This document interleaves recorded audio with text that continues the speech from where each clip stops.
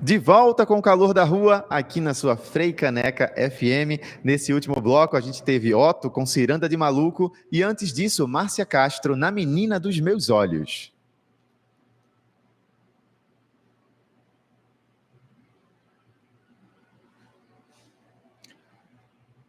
E a partir de agora, a gente vai estar ao vivo também no nosso youtube.com/FreicanecFM para a gente conversar um pouco sobre os jogos de apostas e a saúde mental, minha gente. Então já vai chegando, participa, manda a tua pergunta, que o psicólogo Hugo Carvalho está aqui com a gente nos estúdios para falar um pouco mais sobre esse assunto. Anota aí nosso WhatsApp, 819-9488-6272.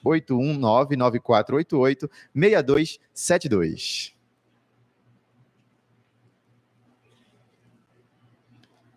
Bom, então vamos começar. Boa tarde, Hugo. Muito obrigado pela sua participação aqui.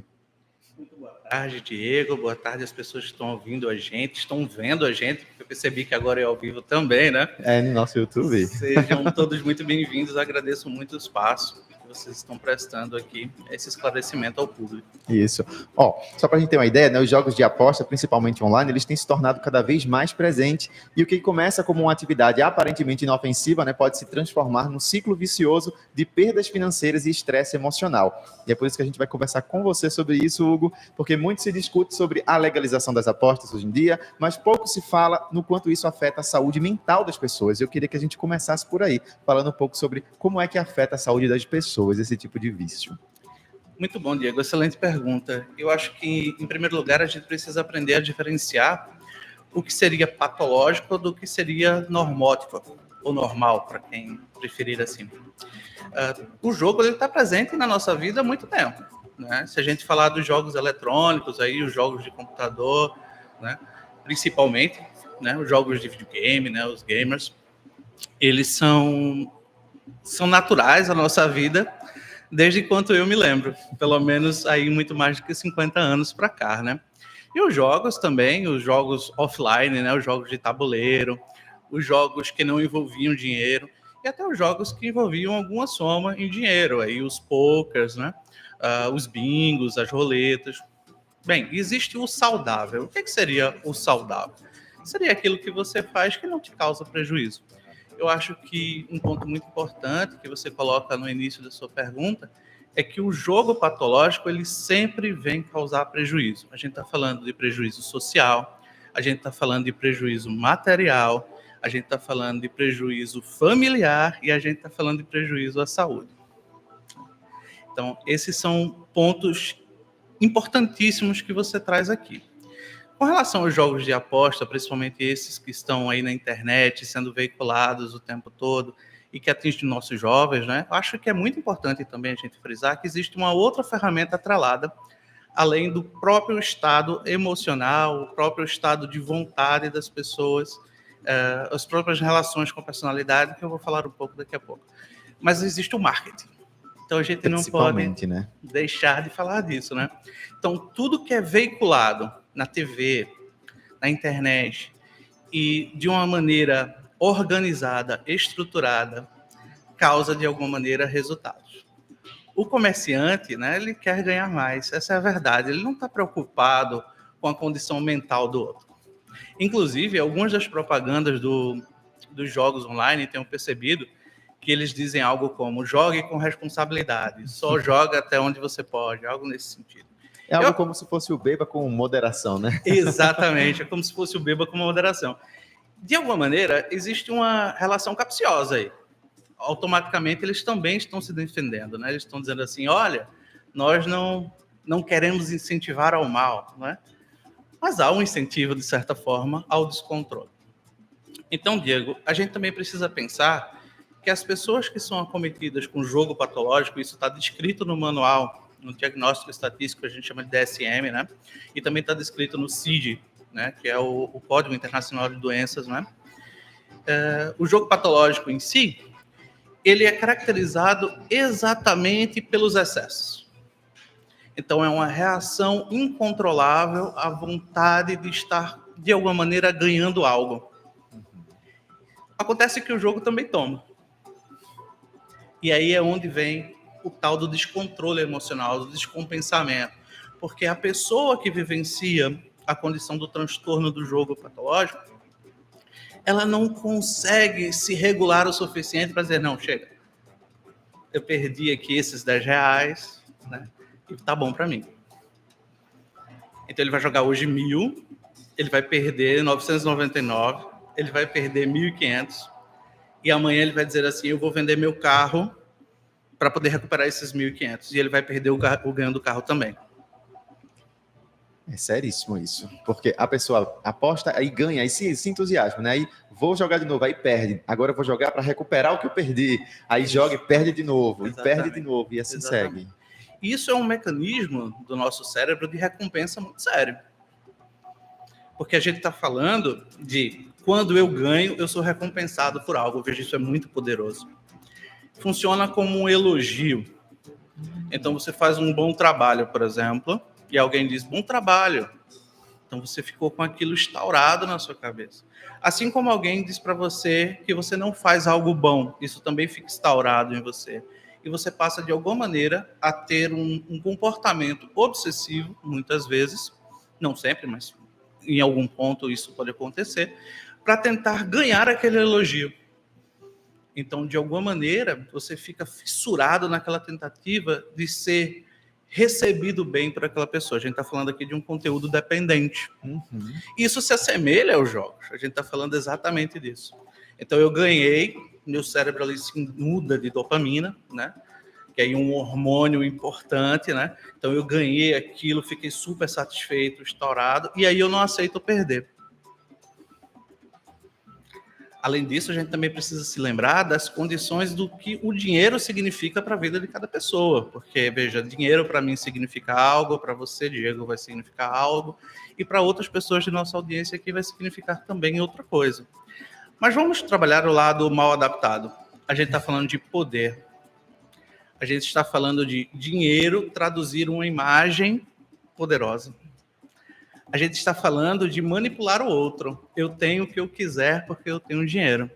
E a gente está falando aí de, por exemplo, namorar pessoas, né? Ter mulheres bonitas, por exemplo, sexo facilitado, ou namorar homens também, né? Então, de alguma maneira, o dinheiro também corrobora para a continuidade da iniciativa do jogo patológico. E isso é bem importante, porque, veja, isso é definidor da condição.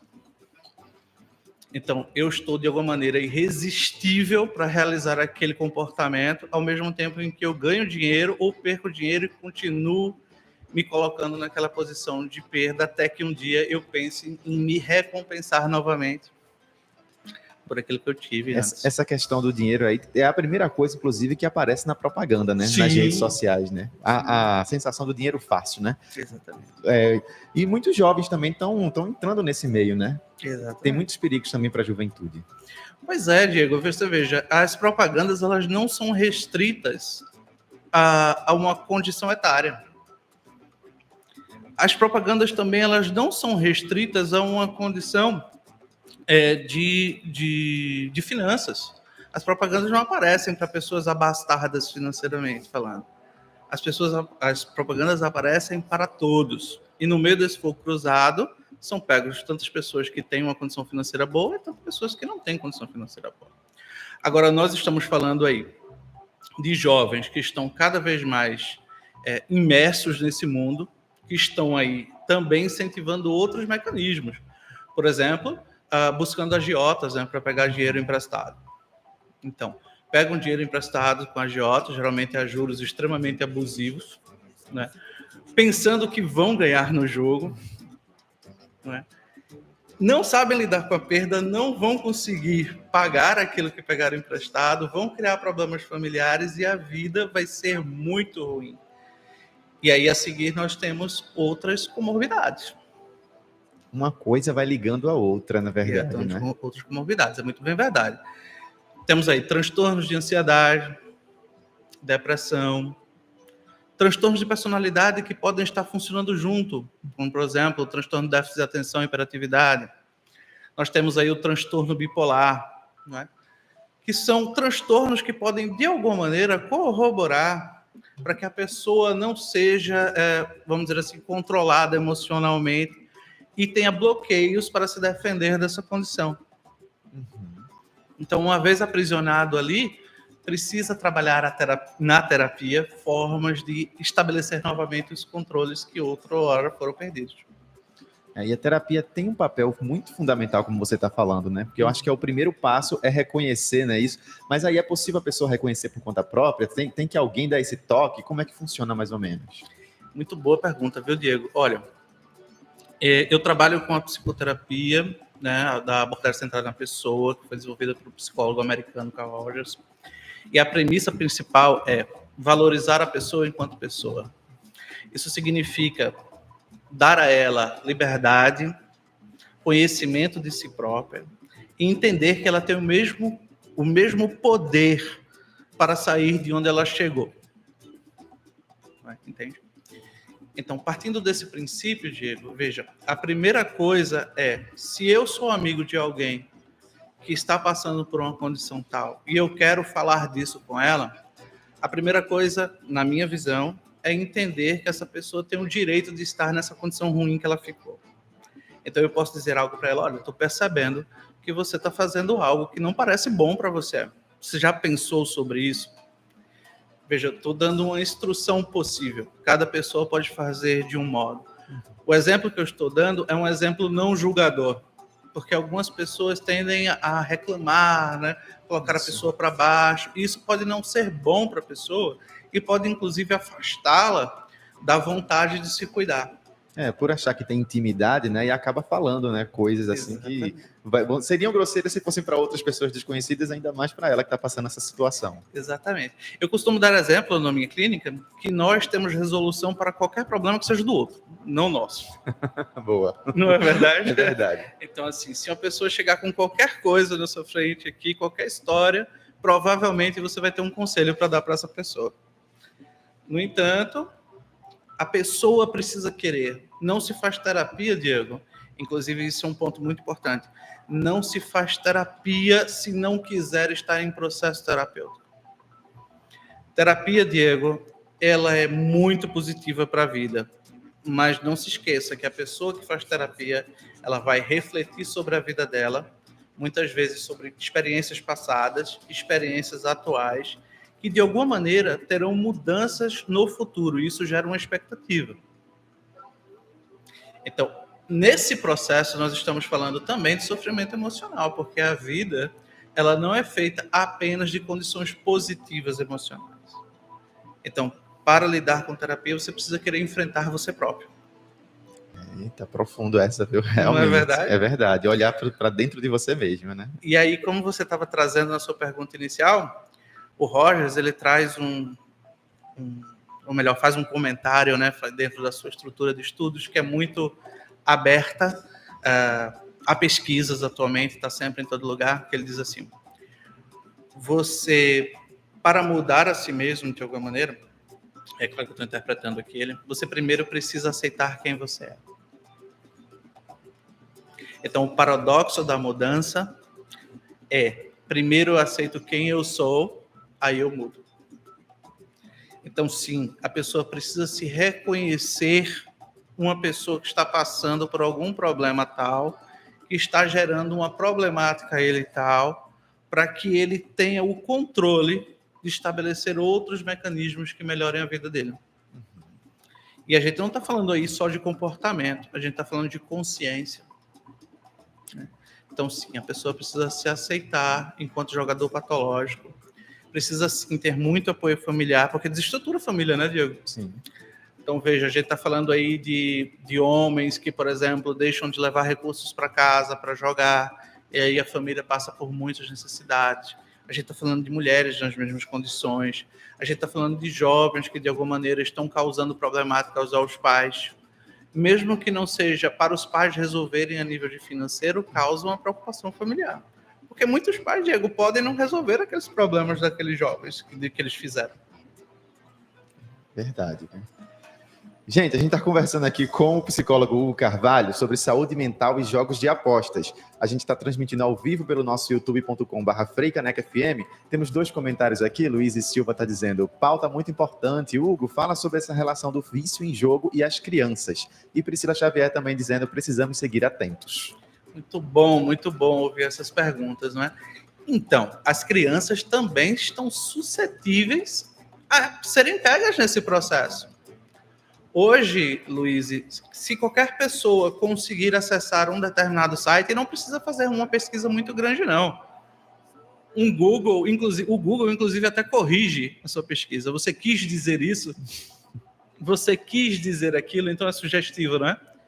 E as crianças também vão pesquisar. E os jogos, veja, os jogos são apelidados de uma forma infantil para parecerem inocentes. Então, jogo, por exemplo, do aviãozinho. Do tigrinho. Do tigrinho, da cobrinha. Ele não diz jogo de aposta em que você pode ganhar ou perder, e que você pode perder um tanto mais do que ganhar. Eu vi também que alguns sites desses também oferecem, tipo, você já começa com R$500 na sua conta para você já ir jogando, e aí você vai acumulando dinheiro, mas aí tudo isso é uma armadilha, né? Olha o reconhecimento do marketing que você faz, Diego, na sua pergunta. Muito interessante. Então, você veja, perceba. Eu já vi também muitos outros sites oferecendo o dobro do dinheiro. Então, você deposita, por exemplo, R$1.000 e ganha 2.000 para jogar. Então, veja, eu já ganhei antes mesmo de jogar, mas veja, você não é possuidor daquele dinheiro. Aquele dinheiro foi feito para você gastar. Então, também está atrelado ao fato consumista. Então, muitas pessoas resolvem suas ansiedades gastando dinheiro. Você já pensou sobre isso?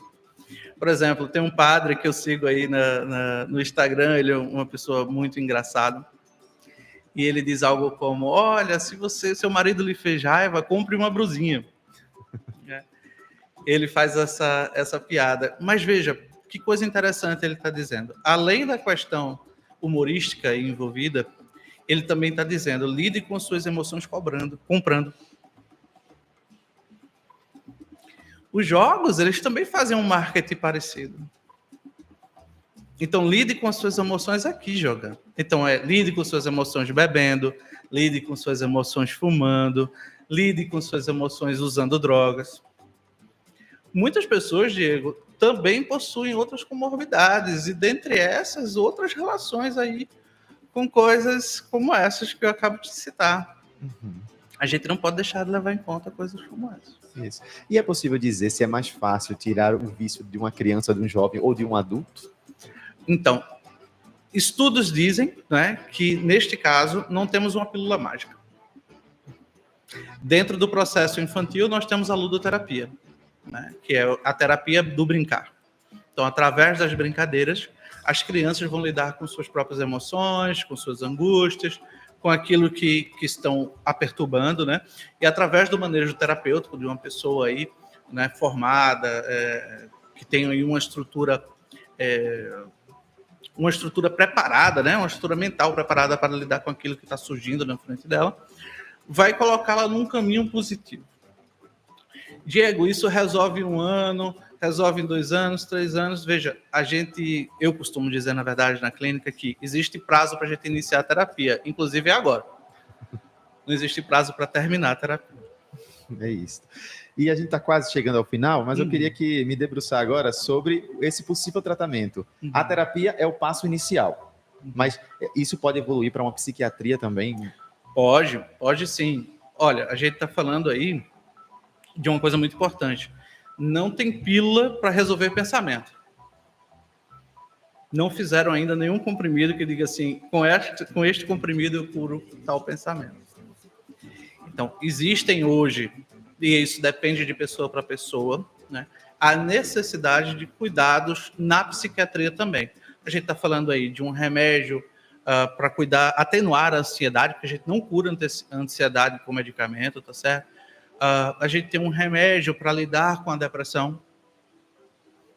A gente está falando também de atenuar as coisas, tá certo? E a gente também há uma necessidade de mudar hábitos, Diego. Então a gente está precisando fazer exercícios físicos, né? Trabalhar outros hobbies, yoga, né? Fazer aí um esporte de luta, por exemplo, né? Extravasar a energia de outra maneira. Relações sociais, a gente percebe muito pessoas isoladas socialmente. Então, a pandemia, isso inclusive é muito importante ponto que você traz, porque a pandemia também trouxe isso para a gente. A gente não fala disso, mas é um ponto muito importante. Com o Fique em Casa, porque era necessário para a nossa proteção, sim, né? E talvez continue sendo por algum tempo, né? Inclusive a Covid está surgindo em alta por esses dias. Tenho visto aí, né? Além da dengue, né? Temos as questões do isolamento, então nos afeiçoamos também a ficar em casa. Nos afeiçoamos a trabalhar em casa. Então, saímos do quarto para a sala, é como se tivéssemos saído do trabalho, mas estamos em casa. Nossa mente fica um tanto confusa, não é? Então, veja, isolamento social. Muitas pessoas não estão mais saindo para conversar com seus amigos. Muitas pessoas estão preferindo aí as redes sociais, o WhatsApp, o Facebook, o Discord, e até outras redes, e os próprios jogos. Para ter conversas sociais. As conversas nos parques acabaram. As conversas nos shoppings diminuíram. Né? Os shoppings lutam para ter pessoas indo ao cinema. As empresas de cinema, perdão. É isso. Então, assim, os eventos sociais precisam retornar à vida das pessoas. O diálogo é muito importante, porque nós construímos nossas experiências também vendo os outros construir suas próprias experiências. Né? Então, nesse lidar com o outro, nós também nos curamos. Então, a terapia também vem em conjunto junto com isso. Na terapia, nós devemos propiciar, de alguma maneira, a mudança do hábito. Nós precisamos, de alguma maneira, colaborar com a instrução para que a pessoa também mude seus hábitos de vida. Além disso, lidar com as outras questões. E sim, pode aí se transformar essa condição em outras causas psiquiátricas, como, por exemplo, transtorno de ansiedade, transtornos depressivos, né?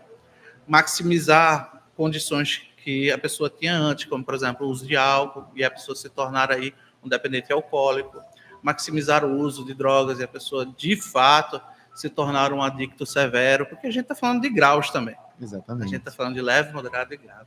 Como o senhor falou, né, várias vezes, um vício pode levar ao outro, então é bom seguir atento, né, aos principais sinais de alerta aí que você pode estar desenvolvendo com relação a esses jogos.